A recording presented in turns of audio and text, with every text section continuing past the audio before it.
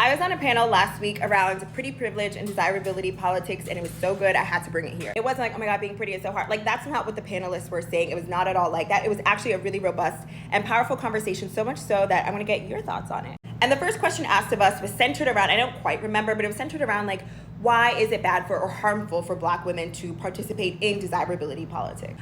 I don't know if it is. I think it is so unfair that Black women are suggested not to participate in the one small privilege that they might possibly accumulate. So let me explain.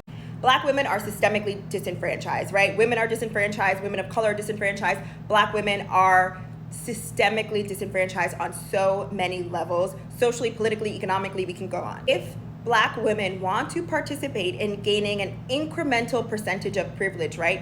Our race and our gender are disenfranchising us. But if we are able to co-opt a little bit of privilege by leaning into desirability politics, pretty privilege, or whatever that looks like, I am questioning the fairness of that when we know the outcomes for Black women, and we also know the outcomes for people who lean into desirability politics. You are more likely to be partnered, you are more likely to live longer, you are more likely to, by the halo effect, people assume your intelligence or assume positive traits about you.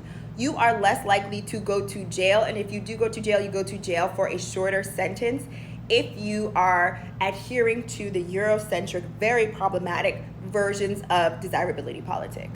Now, like I said, I'm posing this as a question, not an affirmative of it. But I also think in the same ways that we view capitalism, right?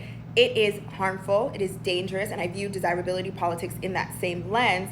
But I also think it requires a collective shunning away from that ideal.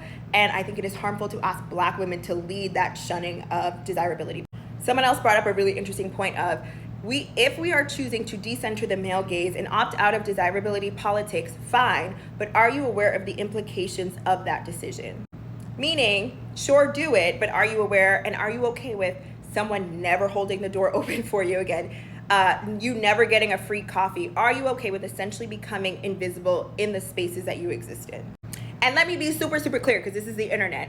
I want to be clear that I view desirability politics in the same vein that I view capitalism and other harmful structures to society. But I'm specifically having this conversation from the lens of, should Black women be leading that charge around opting out of it? And is that fair to ask the most disenfranchised group to lean the most into that? And I think we can all agree that it is harmful and we should decenter the male gaze and decenter desirability politics.